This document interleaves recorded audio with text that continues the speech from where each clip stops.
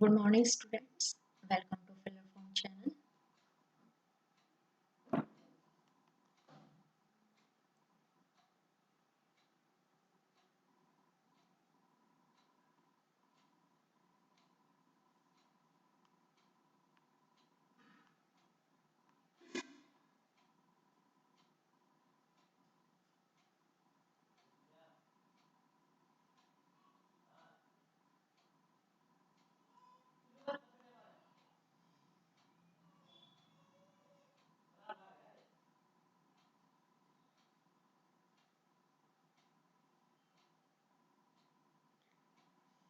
दोस्त भी स्टूडेंट्स जल्दी से क्लास में आइए। आज बहुत मोस्ट इम्पोर्टेंट क्वेश्चंस करेंगे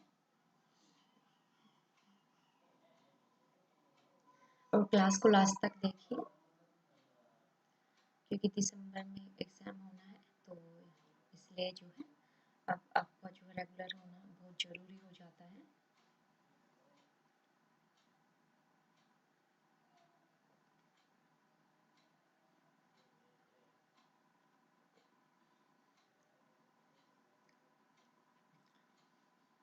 तो इन क्वेश्चंस के नोट्स भी आपको मिलेंगे। आप दिए गए व्हाट्सएप पे कांटेक्ट करना, यहाँ पे आपको नोट्स भी मिलेंगे।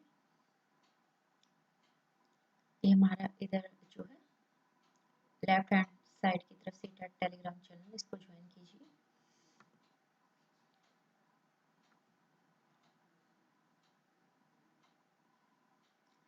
तो स्टूडेंट्स आंसर देने की कोशिश करना। तो पहला क्वेश्चन है आपके सामने।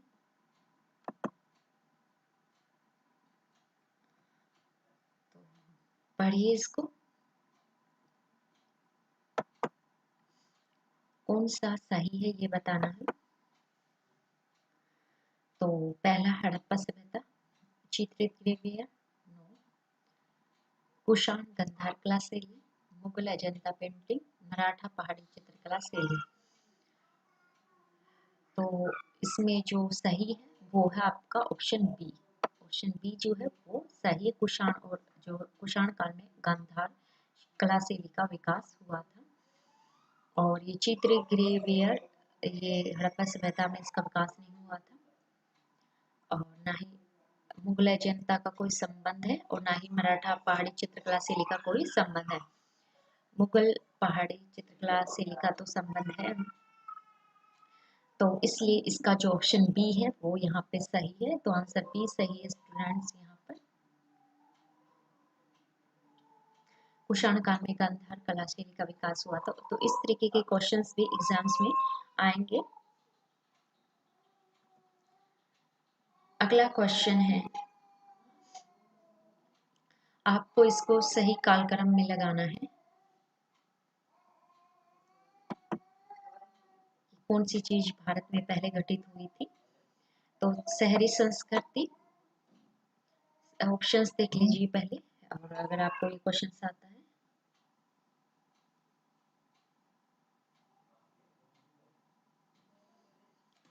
तो इनका सही कालक्रम बताना कि कौन सी चीज पहले घटित हुई थी।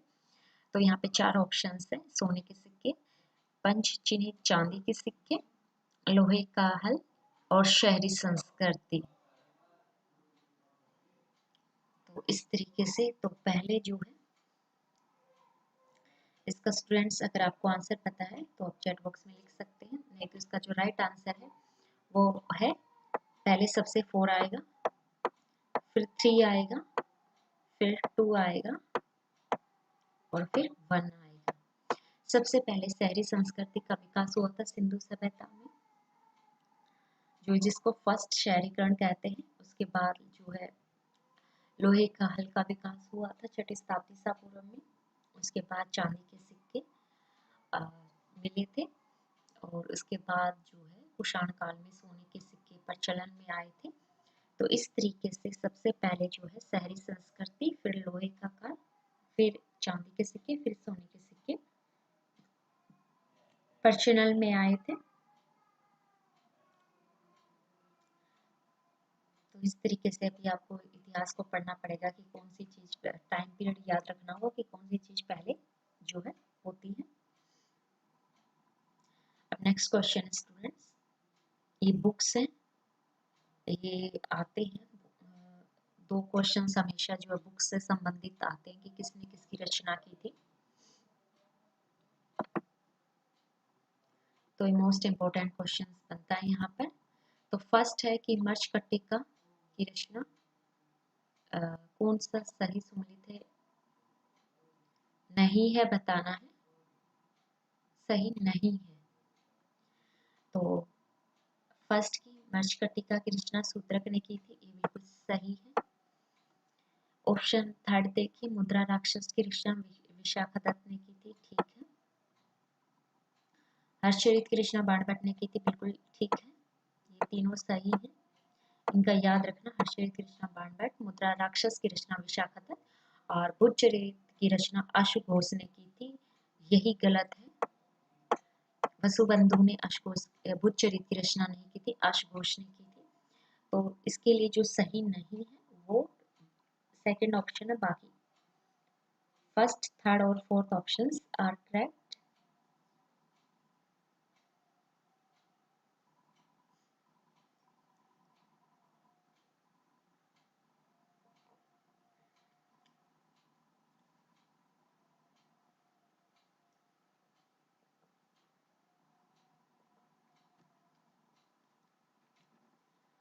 नेक्स्ट क्वेश्चन स्टूडेंट्स, आज के मोस्ट इंपोर्टेंट क्वेश्चन आपकी बहुत अच्छी, अगर आपको ये क्वेश्चंस अटेम्प्ट करते हो तो आपकी बहुत अच्छी जो है तैयारी हो जाएगी। तो सिंधु घाटी सभ्यता के संबंध में बताना है। तो सिंधु घाटी सभ्यता के ऊपर मैंने डिटेल में क्लास ली है, तो यहाँ पे दो स्टेटमेंट दी गई, उनमें से बताना कौन से सही है। तो यह एक धर्मनिरपेक्ष सभ्यता थी और धार्मिक तत्व मौजूद थे पर ज्यादा हावी नहीं थे। तो अच्छे से पढ़िए पहले and then try to answer the question. ये मुख्य रूप से धर्मनिरपेक्ष सभ्यता थी, हालांकि धार्मिक तत्व थे पर हावी नहीं थे। इस अवधि के दौरान भारत में वस्त्र निर्माण के लिए कपास का उपयोग किया गया था। कपास के प्रमाण महेंद्रगढ़ में सबसे पहले कपास उगाया गया था और मोहनजोदड़ो में जो है सूती वस्त्र की सिंधु सभ्यता काल में सूती वस्त्रों का इस्तेमाल होता था। इसका जो एविडेंस है वो मोहनजोदड़ो से मिलता है। तो इस प्रकार से ये दोनों ही सही है बिल्कुल। उस समय पूजा होती थी प्रकृति की, पशुओं की, लेकिन उनके आधार पर कोई जो मतभेद नहीं देखने को मिलता समाज में। दूसरा है कि समाज में उस समय सूती वस्त्र का निर्माण हो चुका था, इसके परिणाम हमें मोहनजोदड़ो से मिलते हैं। तो ये दोनों ही सही है बिल्कुल। तो इस तरीके से भी क्वेश्चंस एग्जाम्स में आते हैं कंसेप्ट बेस्ड, तो ये दोनों ही क्वेश्चंस बिल्कुल सही हैं।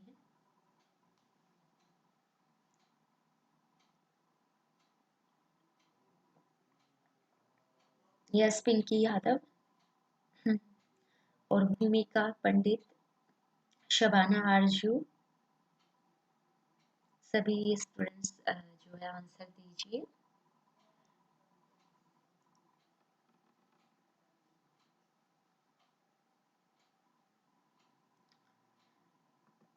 नेक्स्ट क्वेश्चन है, इसका आंसर दीजिए चैट बॉक्स में। आज की जो क्लास है इसमें हम लास्ट में जो फर्स्ट और सेकंड पेपर में जो क्वेश्चंस आते हैं उसके लिए हैं। पेपर फर्स्ट में भी क्वेश्चंस आते हैं और सेकंड में भी जो सीटेट का फर्स्ट और सेकंड पेपर उसमें क्वेश्चंस आपको देखने को मिलेंगे।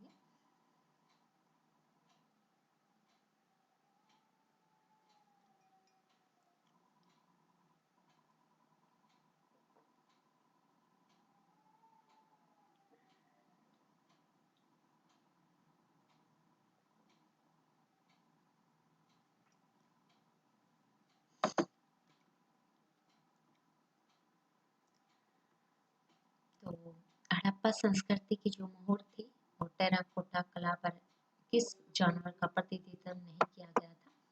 उस समय जो स्टैम्प्स होती थी, मोहर होती थी, तो उस पर किस जानवर का चित्र नहीं पाया गया, तो उस पर जो है गाय का चित्र नहीं पाया गया है। तो ऐसा माना जाता है कि हड़प्पा काल में जो है गाय के बारे में लोग जानते नहीं थे।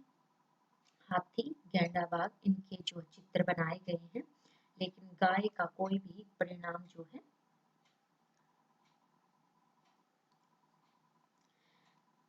गाय का कोई भी जो है एविडेंस सिंधु सभ्यता में नहीं मिलता है। गाय को जो है उसमें पालतू नहीं बनाया गया था।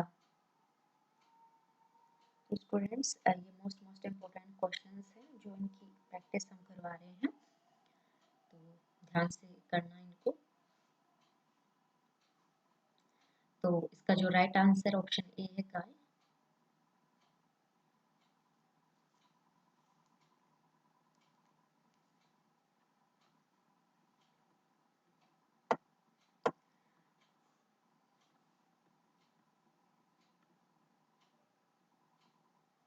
नेक्स्ट क्वेश्चन देखते हैं।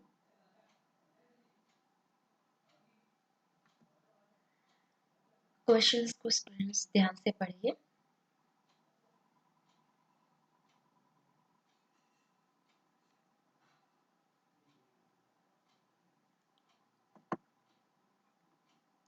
स्क्रीन पे आपको जो नजर आ रहा है पहले उसको पढ़िए एंड फिर चैट बॉक्स में आप इसका आंसर लिख सकते हैं। ऋग्वैदिक आर्य और सिंधु घाटी के लोगों की संस्कृति के बीच अंतर के बारे में आपको बताना है कि इन दोनों सभ्यताओं में क्या अंतर था। ऋग्वैदिक आर्य और सिंधु घाटी के लोगों का किस प्रकार से जो है संस्कृति अलग थी। तो यहाँ पर 3 ऑप्शन है, इनमें से बताना है कि कौन सा सही है। तो ऋग्वैदिक आर्य जो है युद्ध में जो है क्या इस्तेमाल करते थे, हेलमेट के कोट का इस्तेमाल करते थे, जबकि सिंधु घाटी सभ्यता का लोगों ने उनके इस्तेमाल का कोई सबूत नहीं मिलता है। तो सिंधु घाटी सभ्यता में जो है युद्ध के परिणाम नहीं मिलते हैं कि यह सभ्यता युद्ध के द्वारा नष्ट हुई या इस सभ्यता के लोग आपस में लड़ते थे, इस बात का जो है कोई परिणाम नहीं मिलता है। लेकिन ऋग्वैदिक आर्यों के बारे में देखने को मिलता है कि वो गाय को लेकर उनमें जो है अक्सर झगड़ा होता था। तो ऋग्वैदिक आर्यों में जो युद्ध में जो है हथियारों का इस्तेमाल करने का परिणाम मिलता है, लेकिन सिंधु घाटी सभ्यता में जो है युद्ध का कोई भी सबूत नहीं मिलता है। तो ऑप्शन ए है जो बिल्कुल सही है, जो पिंकी यादव ने बिल्कुल सही जवाब दिया है। तो ऑप्शन ए इसका सही है बिल्कुल। यही अंतर है ऋग्वैदिक आर्य और सिंधु घाटी लोगों के बीच। बाकी के देखते हैं कि ऋग्वैदिक आर्य सोना, चांदी और तांबा जानते थे, जबकि सिंधु घाटी के तांबा और लोहा। ये सही नहीं है, सिंधु घाटी के लोग जो है लोहा के बारे में नहीं जानते थे, याद रखना। सिंधु घाटी के लोग लोहे के बारे में नहीं जानते थे। थर्ड है कि ऋग्वैदिक आर्यों ने घोड़े को पालतू बनाया था, जबकि सिंधु घाटी के लोग जानते नहीं थे। ऐसा नहीं है, सिंधु घाटी में भी जो है घोड़े को पालतू बनाने के जो है एविडेंस मिले हैं। तो ये दोनों क्वेश्चंस गलत हो जाते हैं जब इनको आप पढ़ोगे, ध्यान से पढ़ना पड़ेगा। लेकिन जो पहला वो सही है, ऋग्वैदिक आर्य और सिंधु घाटी सभ्यता की संस्कृति के बीच अंतर बताना था, तो पहला जो अंतर है वो बिल्कुल सही है। तो प्रियंका, पिंकी, सरिता, शबाना, लोकेश, तो सभी स्टूडेंट्स जो आंसर दीजिए। भूमिका,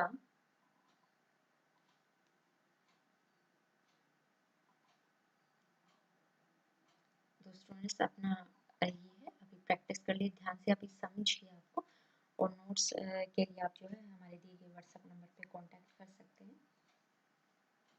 नेक्स्ट क्वेश्चन है,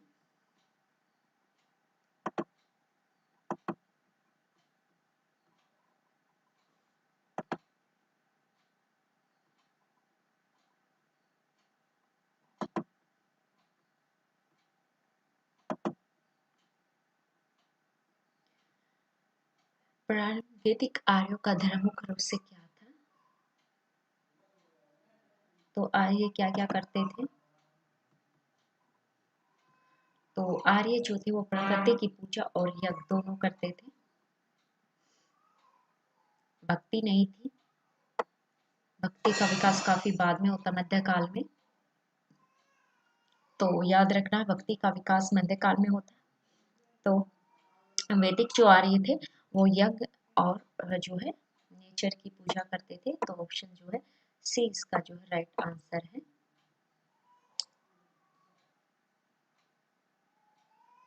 और मंदिरों के निर्माण की शुरुआत गुप्त काल से हुई थी।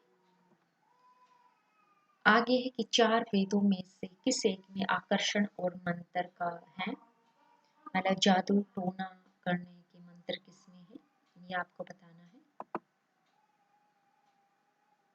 बहुत आसान क्वेश्चन है ये, कि जिसमें जादू टोनों के बारे में है। तो इसका जो राइट आंसर सी है।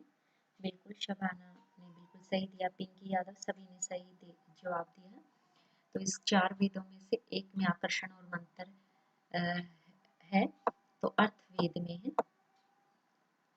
अर्थवेद में जो जादू टोना और आकर्षण वाले मंत्र है, मतलब किसी को वंश में करना, वंशीकरण करना, ये सभी मंत्र अथर्ववेद में हमको देखने को मिलते हैं।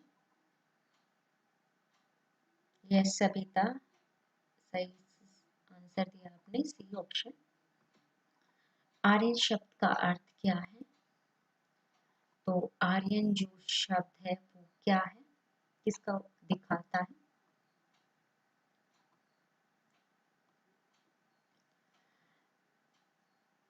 तो आर्यन शब्द जो है, ऑप्शंस देखिए आप और फिर आंसर देने की कोशिश कीजिए।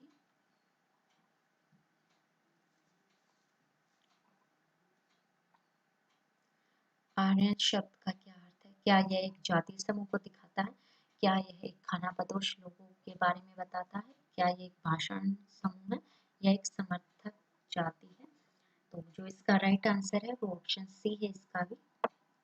आर्यन मतलब एक भाषा, एक जैसी भाषा बोलने वाले समूह को दर्शाता है। तो आर्यन शब्द का मतलब एक जैसी भाषा बोलने वाले समूह को दिखाता है, इसका मतलब यहाँ पर है।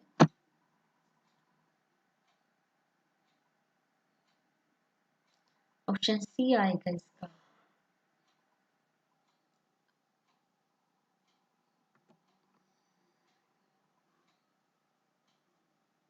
Yes Priyanka, you are right.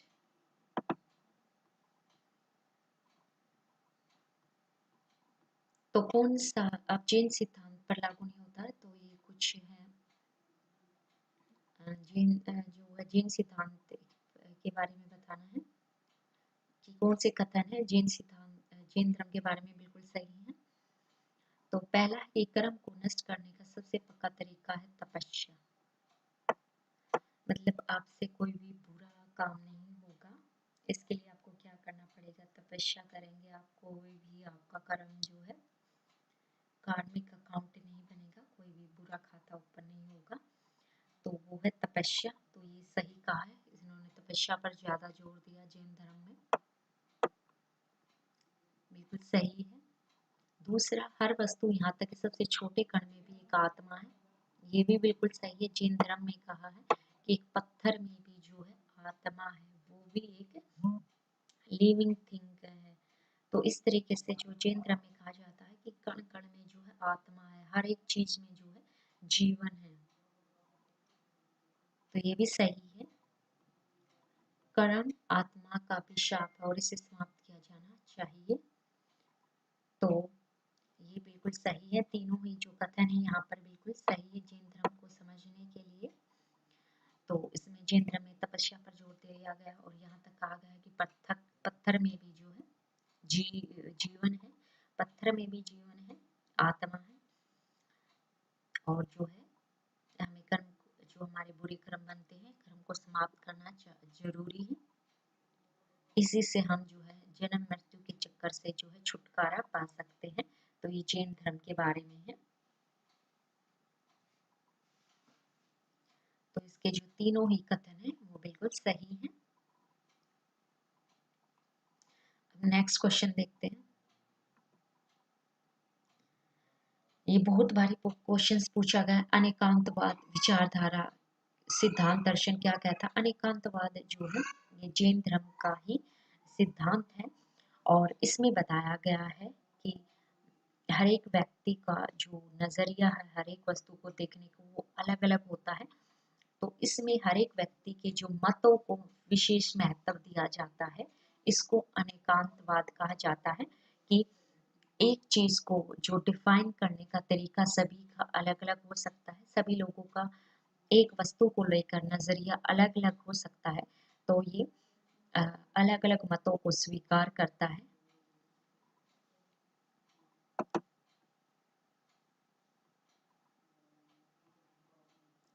तो इसी को जो है अनेकांतवाद कहते हैं। अनेकांतवाद सिद्धांत जो है ये जैन धर्म का है। अनेकांतवाद का मतलब आप समझ गए होंगे कि जैन धर्म में कहा गया है कि एक वस्तु के प्रति जो है कोई एक विचारधारा सत्य नहीं हो सकती है, उसको अलग अलग तरीके से देखा जा सकता है, उसको अलग अलग तरीके से परिभाषित किया जा सकता है, अलग अलग तरीके से एक्सप्लेन किया जा सकता है। तो इसमें सभी के मतों को स्वीकार किया जाता है।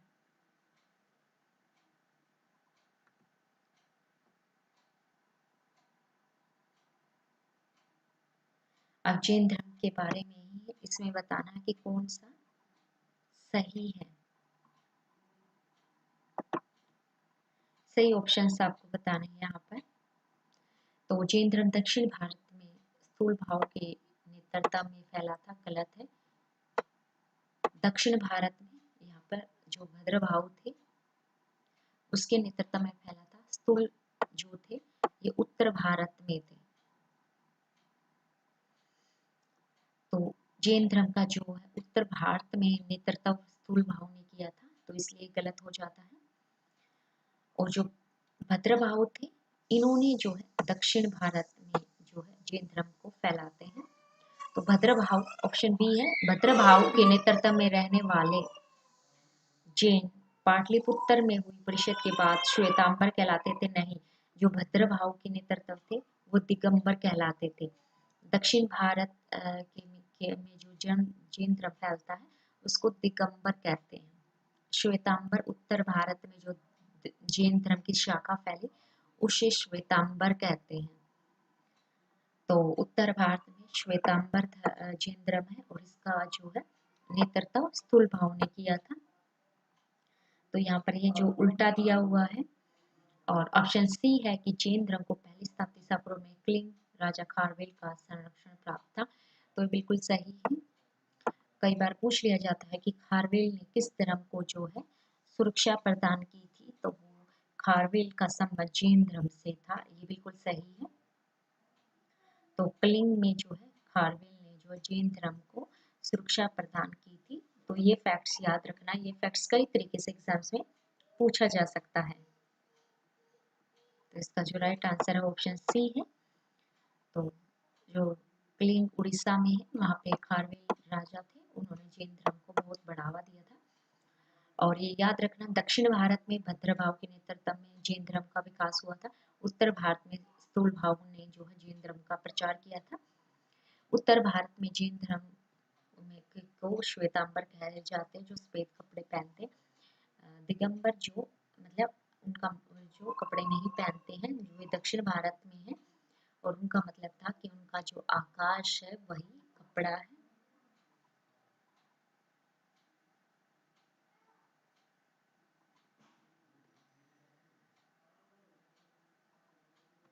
अब नेक्स्ट है अहिंसा पर जैन धर्म के जोर ने कर्षण विदों को जैन धर्म को अपनाने से रोका। जो किसान थे वो जैन धर्म को क्यों नहीं अपना सके थे? क्योंकि उन्होंने जो है कीड़ों जो जैन धर्म में जो है खेती करने पर रोक लगा दिया जाता है।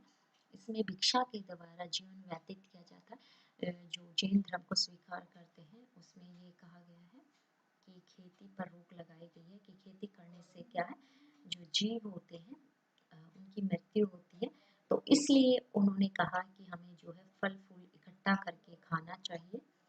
तो इसी कारण जो किसान थे वो जैन धर्म को अपना नहीं पाए। अहिंसा पर अत्यधिक जोर जैन धर्म में दिया गया है, जिसके कारण जो कृषिविदों थे, जो फार्मर थे, वो जैन धर्म को स्वीकार नहीं कर पाए क्योंकि खेती में कीड़ों को मारना शामिल था। तो बिल्कुल सही था ये रीजन इसका। तो दोनों ही कथन both statements are true and B is the right explanation of A. तो ये दोनों ही जो है सत्य है और ए की सही व्याख्या है आर। तो इस तरीके से भी एग्जाम्स में क्वेश्चंस पूछे जाएंगे आपसे कि दोनों दो स्टेटमेंट दी जाएंगी, उनमें से एक कथन सही है और दूसरा उसकी व्याख्या करेगा।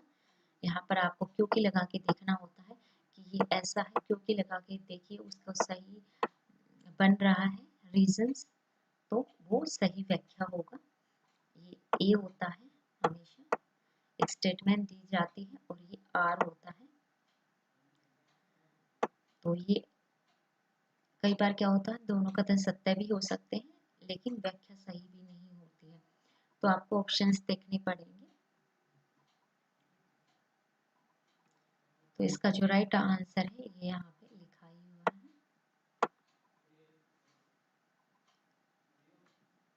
अब नेक्स्ट है महायान बौद्ध धर्म की विशेषताएं। बौद्ध धर्म भी कुषाण काल में कनिष्क के समय दो भागों में बट गया था। बौद्ध धर्म की दो शाखाएं थी, महायान और हीनयान। महायान की विशेषताएं हैं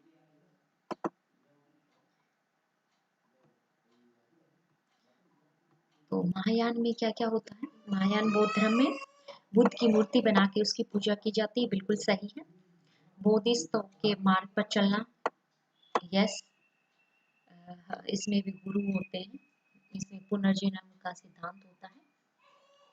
इस जैसे दलाई लामा है, उनको उनमें से गुरु चुना जाता है कि महायान धर्म में ये विशेषता है कि एक गुरु की मृत्यु होने के बाद उसका पुनर्जन्म होता है और उसको ढूंढा जाता है और फिर उसी को जो है अगला बोधिसत्व बनाया जाता है। बोधिसत्व मतलब गुरु, एक तरीके से जो गुरु होते हैं जैसे दलाई लामा है उसको बोधिसत्व कहते हैं। बोधिसत्व का मतलब होता है जिन्होंने जो है बुद्ध धर्म की जो है गहराई से ज्ञान जो है गहराई से ज्ञान प्राप्त कर लिया है, तो उसको कहते हैं। तो यहाँ बोधिसत्वों के मार्ग पर चलना, छवि पूजा और अनुष्ठान किए जाते हैं, तो ये सभी चीजें की जाती हैं। ये महायान बौद्ध धर्म की विशेषता है। याद रखना ये हम महायान बौद्ध धर्म के बारे में पढ़ रहे हैं। और हीनयान में ना ही बुद्ध की मूर्ति होती है, ना ही बोधिसत्व होता है, ना ही पूजा अनुष्ठान होते हैं, ये सिर्फ महायान में होते हैं। तो हमेशा ये याद रखना महायान और हीनयान बौद्ध धर्म में जो डिफरेंस है,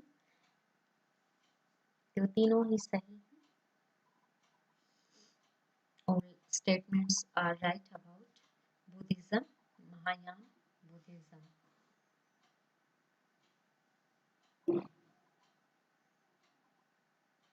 Next question है, निम्नलिखित से कौन से राज्य बुद्ध के जीवन से जुड़े हुए थे? तो कौशल और मगध से ही जो है महात्मा बुद्ध का संबंध रहा है। अवंती गांधार में कभी जो है महात्मा बुद्ध का संबंध नहीं रहा। बुद्ध के समय 16 महाजनपद थे, 16 महाजनपद थे बुद्ध के समय में, लेकिन अवंती और गांधार में कभी नहीं जाते हैं। कौशल और मगध से उनका संबंध रहा है। तो ऑप्शन थर्ड सी इसका right answer, third C. Third और फोर्थ जो है वो बिल्कुल सही है। कौशल और मगध से ही महात्मा बुद्ध के जीवन से जुड़े हुए हैं।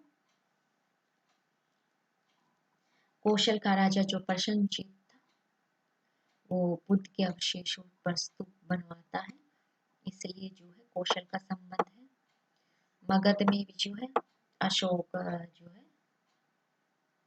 बौद्ध धर्म का प्रचार करता है। तो इस तरीके से जो है कौशल और मगध का संबंध जो है बुद्ध के जीवन से है, लेकिन अवंती और गांधार का कोई भी जानकारी बुद्ध धर्म में नहीं मिलती है। नेक्स्ट क्वेश्चन है, सारे क्वेश्चन इंपॉर्टेंट हैं। कई यूनानी कुषाणों और शकों ने हिंदू धर्म के बजाय बौद्ध धर्म ग्रहण किया, क्योंकि मतलब ये जो कुषाण और शक थे विदेशी जातियां थी जो भारत में आती है, तो इन्होंने हिंदू धर्म को नहीं अपनाया, बौद्ध धर्म को स्वीकार किया, क्यों?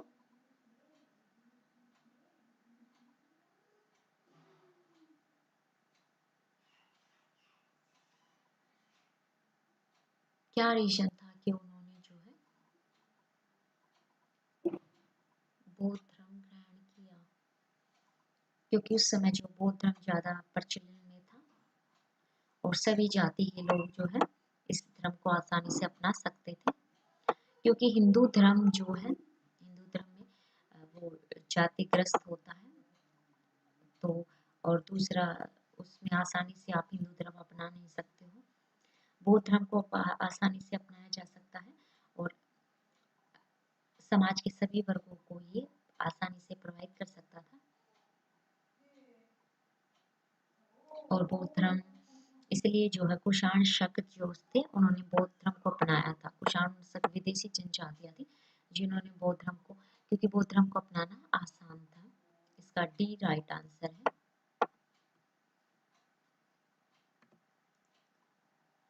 अगला क्वेश्चन है, किसने कश्मीरी कनिष्क के शासनकाल के दौरान आयोजित बौद्ध परिषद की अध्यक्षता की थी? तो कनिष्क के काल में जो बौद्ध परिषद होती है, यहीं पर जो बौद्ध धर्म महायान हिनयान धर्म में बट गया था, तो इसकी अध्यक्षता वसुमित्र ने की थी, याद रखना। चौथी जो बौद्ध परिषद हुई थी उसकी अध्यक्षता वसुमित्र ने की थी, जो कि कश्मीर में हुई थी। कश्मीर में कनिष्क के समय होती है और इसकी अध्यक्षता वसुमित्र करते हैं।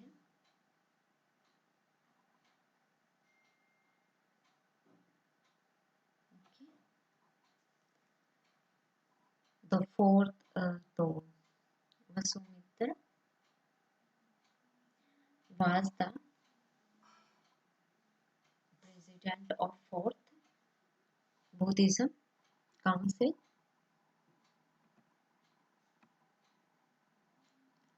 तक्षशिला का प्राचीन शहर किसके बीच स्थित था?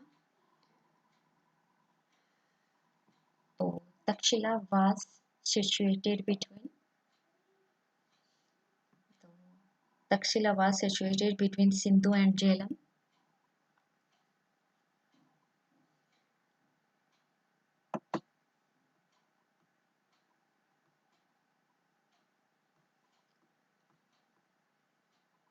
तो तक्षशिला में ही कौटिल्य ने पढ़ाई की है।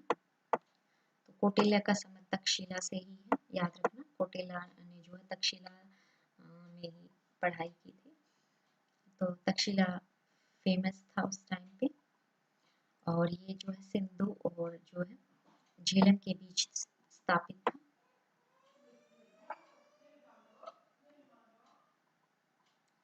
नेक्स्ट क्वेश्चन है,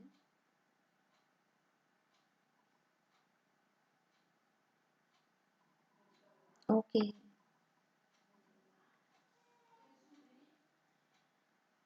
ठीक है, इंग्लिश में भी होगा।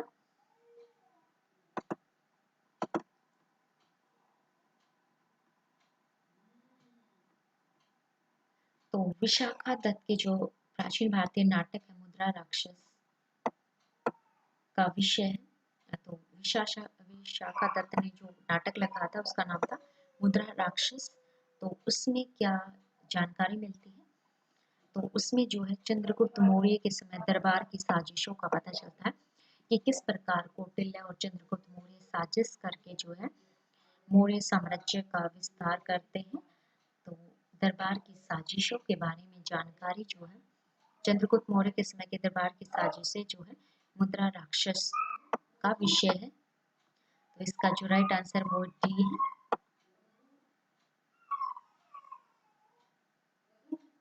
कॉन्स्पिरेसी देखने को मिलती है। नेक्स्ट है, अशोक ने कलिंग को मौर्य साम्राज्य में मिला लिया। तो यहाँ पे दो स्टेटमेंट्स हैं। तो here are two statements. Statement A says Kalinga ने जो अशोक ने कलिंग को मौर्य साम्राज्य में मिलाया था, बिल्कुल सही है, 5वां प्रांत बनाया था। और जो आर स्टेटमेंट कहती है कि कलिंग ने दक्षिण भारत में भूमि और समुद्री मार्गों को नियंत्रित किया था। ये बिल्कुल सही है कि अशोक ने कलिंग को क्यों जीता था, इसका रीजन बता रहा है। तो बिकॉज कलिंग ने दक्षिण भारत में भूमि और समुद्री मार्गों को नियंत्रित किया था, इसलिए कलिंग का जो विशेष महत्व था क्योंकि व्यापार की दृष्टि से जो हैकलिंग जरूरी था उसको जीतना शौक के लिए, तो ये दोनों ही सही है और ये इसकी सही व्याख्या है। Both statements are correct and R is the right explanation of ए।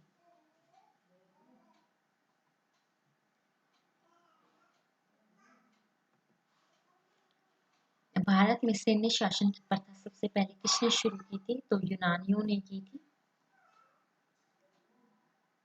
सैन्य प्रशासन है यानी सैनिकों के बल पर जो सत्ता को प्राप्त करना और उसको सुरक्षित करना, ये सारी चीजें जो है यूनानियों की देन है।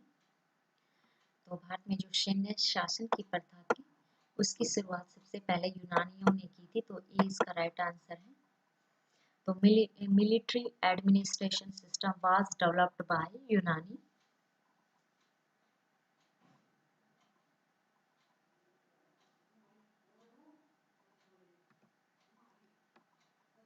नेक्स्ट क्वेश्चन है,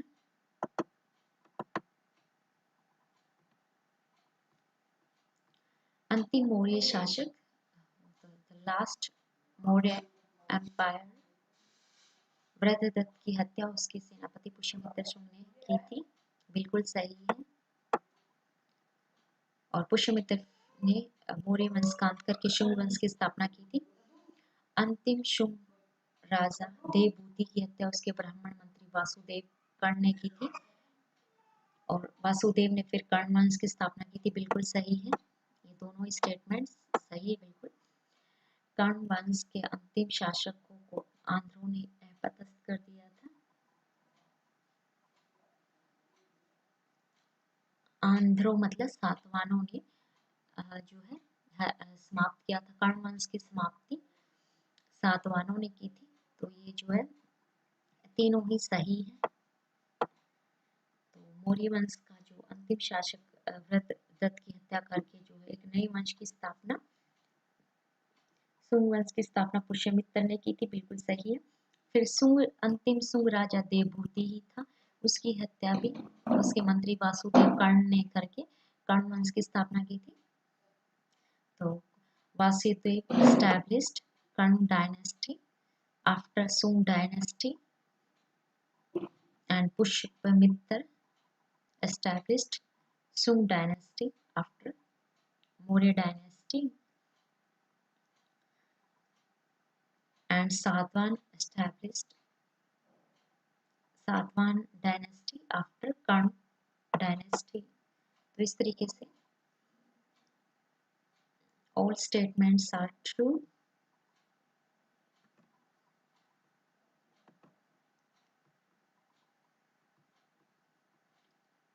अगला है, प्राचीन भारत में गुप्त काल के गुफा चित्रों के केवल 2 उदाहरण मिलते हैं।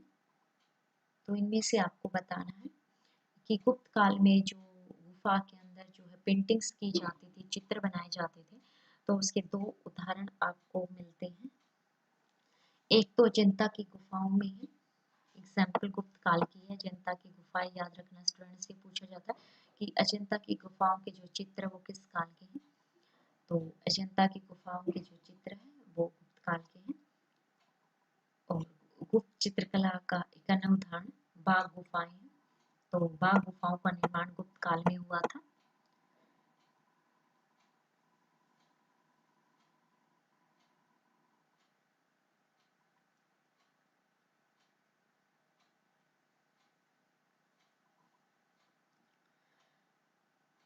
अजंता की गुफाएं की चित्रकला और दूसरा बाघ गुफाओं में जो चित्रकला देखने को मिलती है वो दोनों का संबंध गुप्त काल से है। तो बाघ गुफाएं और अजंता की जो है केव्स, इन दोनों का संबंध जो है गुप्त काल से है।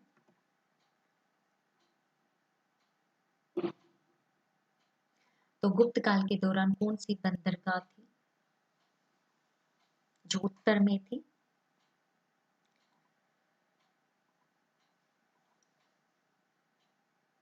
तो उत्तर में जो गुप्त काल के दौरान जो महत्वपूर्ण बंदरगाह थी जो उत्तर पूर्व में थी, ये ताम्रलिप्ति बंगाल में है। इन्होंने महत्वपूर्ण गुप्त काल में जो बंदरगाह से व्यापार होता था वहां ताम्रलिप्ति के जरिए होता था। तो एक पोर्ट सिटी थी important Tamralipti. was situated in Bengal. तो ताम्रलिप्ति, इसका जो राइट आंसर है A. Let's see the next question. अब हिंदी इंग्लिश दोनों में ही है यहाँ से। तो ये जो फर्स्ट पेपर को जो जीन पियाजे की जो थ्योरी है, इसमें से क्वेश्चंस आएंगे ही आएंगे। मैंने पहले भी बताया, जीन पियाजे हुआ, कोलबर्ग की मोरल डेवलपमेंट थ्योरी हुई। यहाँ से क्वेश्चंस एग्जाम्स में जो है पूछे ही जाएंगे, क्योंकि ये मैंडेटरी कह सकते हैं हम इन थ्योरीज को। पियाजे, कोलबर्ग, ये जो थ्योरी है, इनमें से क्वेश्चंस आना जरूरी है। तो इसलिए आप इनको जो है, इन थ्योरीज को अच्छे से पढ़िए।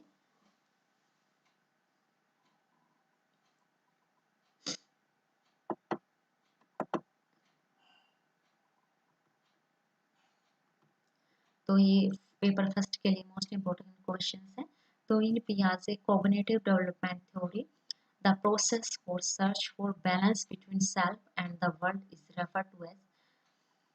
और ये हिंदी इसकी इस तरीके से आगे, पियाजे के संज्ञानात्मक विकास का सिद्धांत कहते हैं, उसके अनुसार स्वयं और जो है पर्यावरण के बीच संतुलन की खोज की प्रक्रिया क्या कहलाती है। तो इसे इक्विलिब्रेशन कहते हैं, साम्यीकरण जिसको हिंदी में बोलते हैं।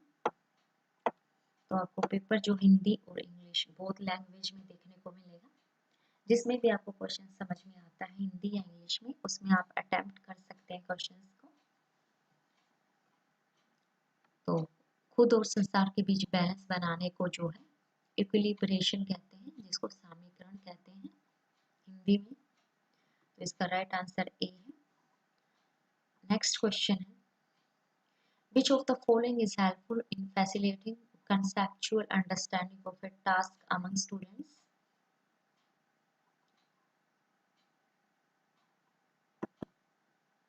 तो ऑप्शंस में आपको जो सही लगे उसमें बताना है कि which fact is helpful in facilitating conceptual understanding of a task among students। तो स्टूडेंट्स की जो संरचनात्मक समझ को विकसित करने में कौन सा कार्य हेल्प करेगा। क्या करना चाहिए कि स्टूडेंट्स का जो है कंसेप्चुअल टॉपिक की अच्छे गहराई से समझ हो। कंपटीशन के जरिए नहीं, आप टॉपिक की गहरी समझ नहीं होती है। ड्रिल एंड प्रैक्टिस करके भी, मतलब आप खुद उनको दे दो करने के लिए, तब भी नहीं होता है। दंड देकर भी नहीं होता है। तो इसका जो राइट आंसर है वो चर्चा और संवाद, डिस्कशन एंड डायलॉग। चर्चा और संवाद करके, मतलब आप स्टूडेंट्स को एक टॉपिक देंगे, उस पर वो डिस्कस करेंगे आपस में, मतलब बातचीत करेंगे, डिस्कस करेंगे, और डायलॉग, और फिर उसको जो है क्लास के सामने प्रेजेंट करेंगे। तब उससे स्टूडेंट्स की जो है एक टॉपिक को लेकर अंडरस्टैंडिंग मिलती है, उससे उसकी कंसेप्चुअल अंडरस्टैंडिंग, संरचनात्मक समझ बनती है। तो इसका राइट आंसर ऑप्शन बी है। तो ये पेडागोजी के क्वेश्चंस है जो पेपर फर्स्ट में आते हैं। नेक्स्ट है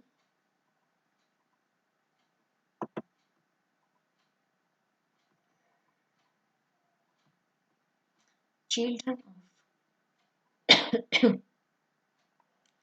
समोथा।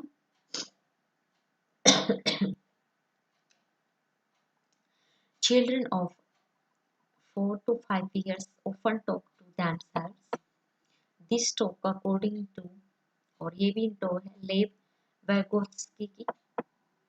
तीन यहाँ पर मैंने आपको थ्योरी पढ़ने को बोला, जीन पियाजे की, कोलबर्ग की और लेव वैगोत्स्की की। ये थ्री जो मैंडेटरी थ्योरी आप कह सकते हैं कि इसमें से क्वेश्चन जो फर्स्ट पेपर में अक्सर पूछे जाते हैं। लेकिन ये थ्योरी इतना डिटेल में है, इससे इतने सारे एमसीक्यू क्वेश्चंस अलग अलग होते हैं कि आप एक बार थ्योरी पढ़ लेते हो, लेकिन फिर जब आप एमसीक्यू क्वेश्चंस की प्रैक्टिस करोगे तब आपको लगेगा कि आपने थ्योरी के बारे में कुछ पढ़ा ही नहीं है, समझा ही नहीं है। तो इन थ्योरी को के बारे में जितने भी एमसीक्यू क्वेश्चंस की आप प्रैक्टिस कर सकते हैं कीजिए। तो ले वैगोत्स्की के अनुसार जब 4-5 साल का बच्चा खुद से बात करता है तो उसको क्या कहा गया है, उससे क्या हेल्प मिलती है? तो helps them to regulate their own thinking, उनकी अपनी सोच नियमित करने में मदद मिलती है। Hinders their social development, no, hinders की बात हो रही है, मतलब विकास में बांधा हिंडर्स, तो बी और सी अपने आप गलत हो जाते हैं। ए रिफ्लेक्ट्स देयर ईगोसेंट्रिज्म, तो उनकी आत्म केंद्रियता को दर्शाता है, ये भी गलत है। तो इससे क्या है, डी ऑप्शन जो है यहाँ पे सही है। तो this talk help children to regulate their own thinking. Next question है,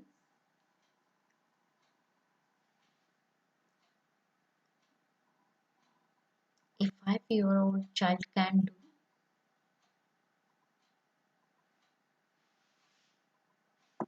तो ये जो डेवलपमेंट की स्टेज है, तो इनिशिएट गोल डायरेक्टेड बिहेवियर, मतलब जो उसको करने को कहा जाएगा वो वैसे ही करेगी। And engage in symbolic play, प्रतीकात्मक खेल की शुरुआत करेगी, मतलब जैसा वो अपने आसपास की क्रियाएं होते हुए देखेगी, एक्शंस जिस तरीके से किए जाते हैं, तो वो उसका जो है वैसे ही करेगी। तो उसको जैसा करने को बोला जाएगा, जैसा वो अपने एनवायरनमेंट में देखती है, तो 5 साल का बच्चा वो कर सकता है। तो उसका जो है डेवलपमेंट की स्टेज के बारे में यह बातचीत हो रही है। तो इसका जो राइट आंसर वो 4, तो initiative goal directive behaviour engage in symbolic play. तो नेक्स्ट है,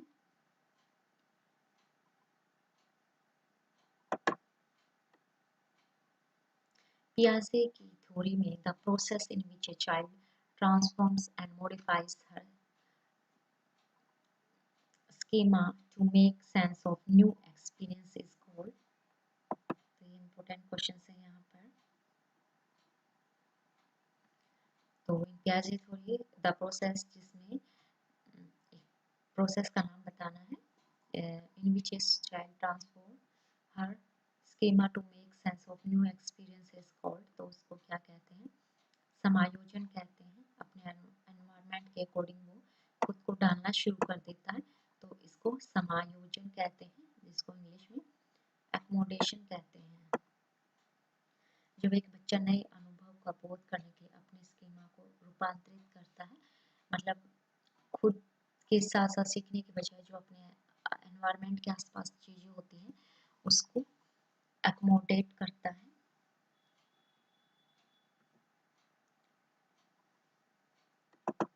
नेक्स्ट क्वेश्चन है, आशा आलू की चिप्स को दिखाते हुए कहते हैं कि तितली जीन प्याजी के में इस प्रकार का प्रतीकात्मक विचार किस अवस्था की विशेषता है, मतलब वो चिप्स को तितली कहते हैं। Afsa holds up a potato chips and says butterfly. According to Jean Piaget, this kind of symbolic thought is a characteristic of, तो इसको प्री ऑपरेशनल स्टेज में कहते हैं। तो ये प्री ऑपरेशनल स्टेज में वो जो है चिप्स को ही तितली समझने कहती है, तो इसे जो है पूर्व संक्रियात्मक अवस्था प्री ऑपरेशनल स्टेज कहते हैं। Application analysis and synthesis are examples of, जिसमें हम किसी चीज को सीखते हैं, उसको यूज करते हैं, एनालिसिस करते हैं और उसमें सुधार करते हैं। संश्लेषण मतलब सुधार करना। तो हायर ऑर्डर थिंकिंग स्किल्स होती है तभी हम कर सकते हैं। तो ये हायर ऑर्डर थिंकिंग स्किल्स कहलाती है, उच्च क्रम चिंतन कौशल कहलाएगा।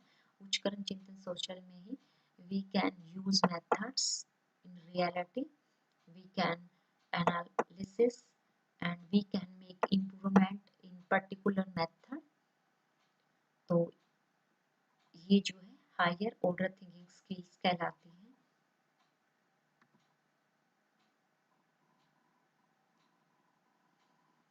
नेक्स्ट क्वेश्चन है, अकॉर्डिंग टू जीन पियाजे children in pre operational stage of development are able to do, तो मेक बिलीव प्ले, तो प्रतीकात्मक प्ले जो है प्री ऑपरेशनल स्टेज से जुड़ा हुआ, ये इंपॉर्टेंट है, प्री ऑपरेशन स्टेज से ज्यादा क्वेश्चंस पूछे गए हैं कि प्री ऑपरेशन स्टेज में जो बच्चा क्या क्या करना सीख जाता है। पूर्व संक्रियात्मक चरण जिसको बोलते हैं, तो प्री ऑपरेशनल स्टेज पूर्व संक्रियात्मक चरण में मेक बिलीव प्ले प्रतीकात्मक, तो चिप्स को तितली बताता है तो प्रतीकात्मक मेक बिलीव प्ले आएगा इसमें। नेक्स्ट क्वेश्चन है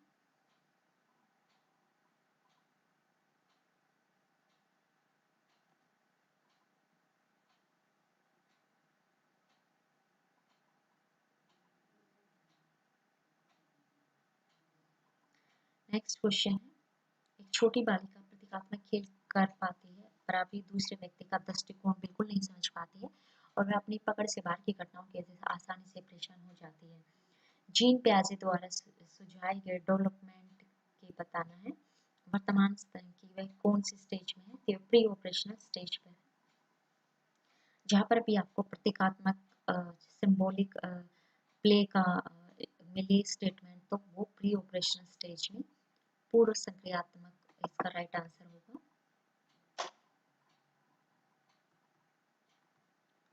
तो इसका right answer option B pre operational पूर्व संक्रियात्मक इसका राइट आंसर है। जब छोटी बालिका प्रतीकात्मक खेल खेल पाती है पर वह अभी दूसरे के दृष्टिकोण को समझ ही नहीं पाती है। तो स्टूडेंट्स आज के लिए इतना ही, ये थे आज के इम्पोर्टेंट क्वेश्चंस, इनको आप नोट कर लेना।